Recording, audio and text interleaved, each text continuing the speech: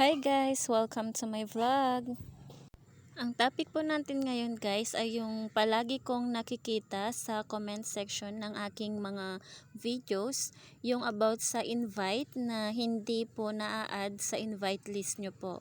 Or bakit yung mga in-invite daw, wala naman po siya sa invite list nila. So ano nga po ba yung mga possible reasons and ano nga ba yung dapat nating gawin para maayos po ito kung talagang dapat ba na sa inyo napunta yung invite or hindi po talaga siya counted. Okay, so bago po natin yan pag-usapan, i-make sure ko lang po na tama po yung pag-invite nyo sa inyong mga kaibigan, classmates, or mga ka-work or mga kamag-anak. So, dapat po, para po ma-count sa inyo yung invite, kailangan ginamit nila yung sinend mo na link sa kanila. So, pwedeng i-copy yun at isend sa kanila or click share na lang para automatic na ma-share sa kanila yung link. So, dapat, pagka-click nila yung link na yun, ida-download nila doon yung Popo Live app. And then, kailangan mag-register sila agad.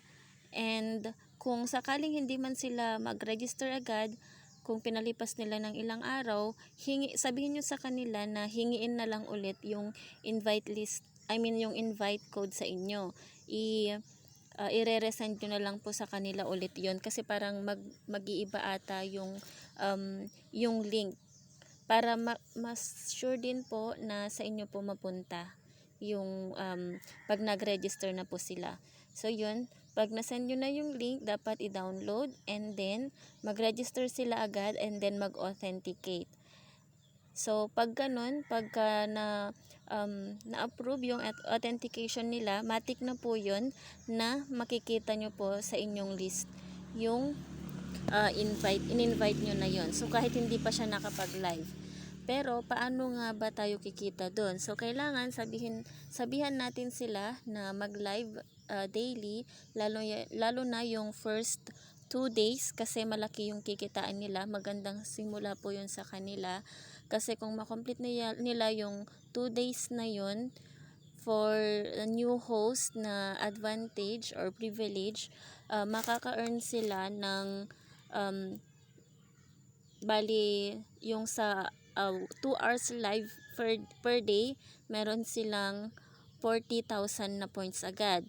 Plus yung 1.6 plus 1.6, another 1.6 for the second day sa crown seat. So malaking simula na po yun kasi need nila ng 100,000 na points para maka-withdraw. So i-explain nyo po yun sa kanila para mag live po sila. And also, sabihin nyo rin po sa kanila na kailangan pag mag-register sila at mag-authenticate, make sure na yung oras, meron pa silang 2 hours na pwedeng i-live. More than 2 hours na lang para sure na makakount siya at makiklaim nila yon. Kasi, kung kunwari nag-register sila ng 10 PM ng gabi, magre-reset po ng 12 midnight yun. So, alam naman na po natin yun since tayo na mag-i-invite is marami na tayong alam tungkol sa Popo. So, kailangan before 10 sila mag-register at mag-authenticate. Kung matagal naman yung pag-authenticate sa kanila, yung pag-approve sa kanila, so kailangan mga 6 na lang para sure, 6 PM or sa umaga. Para pag mag-live sila, pasok pa rin hanggang 12 midnight. So, i-explain din po natin yun sa kanila para hindi masayang.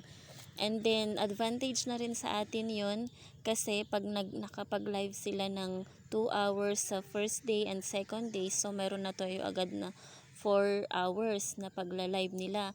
Kasi, every hour yun, meron counted yun sa ma-receive natin. So, na-explain ko na po yun, yung kung magkano yung ma-earn natin sa kanila based sa pag-live nila within 7 days of registration. So, ayun. Okay, so based sa diniscuss ko, ibig sabihin yun na yung pinakaunang reason kung bakit hindi na-add. Pwedeng, nung pagkasend nyo sa kanila ng link, hindi sila nag-download agad or pwedeng nag-download sila pero hindi sila nag-register agad. So, parang may expiration ata kasi yun kaya hindi nakakount. So, yun. And then, Second naman po is pwede po na may restriction kayo or may violation kayo dati about sa pag-i-invite, kaya nung second invite kayo hindi na siya na-add. So parang tulad po ng isang kakilala ko nung una kasi na-add agad yung in-invite niya, pero yung in-invite niya lalaki pero nagpanggap siya na male, I mean lalaki pero nagpanggap siya na female para makapag daily live task. Pero ang nangyari, na-detect din, nag-live siya pero mayat maya na-detect din na lalaki pala siya. So yun, na-add naman sa list niya yung male na in-invite niya, pero yung mga sumunod na in-invite niya, hindi na siya na-add. So pwedeng hindi din yun yung reason kung bakit hindi na napupunta sa list niya yung mga sumunod na invite niya. So pwedeng may iba pa siyang dahilan. Kaya ang next po na dapat nating gawin is send ng report sa help section or sa customer service ng Popo. So meron po akong explanation doon kung paano po mag-send ng request or mag-submit ng feedback sa Popo. So ang gawin nyo, kailangan i-make sure nyo muna, tanungin yung mabuti yung in-invite nyo, kung yun ba, yung code nyo ba talaga or yung link nyo ba talaga ang ginamit sa pag-register. And then, bago kayo mag-send ng report sa Popo, kailangan kunin nyo na rin yung ID number ng in-invite nyo. So, yung ID number po sa Popo. So, kunin nyo yon para ma-verify po nila sa system nila, and kung talagang ginamit yung code nyo, then dapat lang na ilagay nila sa invite list nyo po yung host na yun. So, iyon po yung mga possible reasons kung bakit hindi po na-add sa list natin yung mga in-invite nating mga friends and family. And then, kung nagtataka rin po kayo kung bakit hindi po kayo nakapag-claim ng reward from the invites, so pwede po naman na hindi nila talaga na-complete yung live task nila. So, at least 5 hours within 7 days para makakuha tayo ng 10,000 na points. So, yun po yung minimum para may maklaim po tayo. Hindi po ibig sabihin na pag nag-register sila and nasa list na po natin sila ay may makukuha na po tayo. So, meron pa rin po silang certain task or live task na makomplete para magkaroon po tayo ng income po sa kanila. So, take note po, again, wala po tayong makukuha sa invite po natin kahit nasa list natin sila, kahit successful yung pag-invite natin, kung hindi sila nag-live, then wala pa rin po tayong makukuha. Kaya palagi ko po kayong inalalahanan na kapag nag-invite kayo, lagi nyo po silang pagsabihan na mag-live,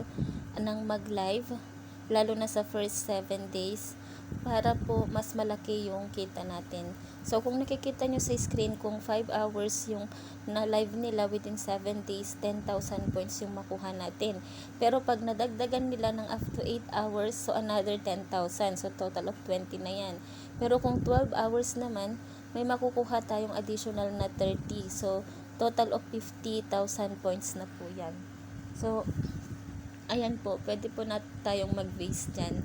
So, malaki-laki po ang kikitain natin. Mas madali po tayong maka-withdraw kung successful at kung nakapag-live yung mga in-invite po natin. Kasi sayang naman, na-invite nga natin sila, pero hindi naman sila nakapag-live, kaya wala pa rin po tayong kita.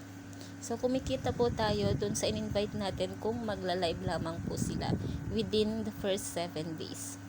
So, ayun po. I hope na klaro po sa inyo yung explanation ko. Kung may katanungan pa po kayo, mag-comment lamang po kayo sa comment section, and babalikan ko po yung mga question nyo para hopefully masagot po natin ng maayos.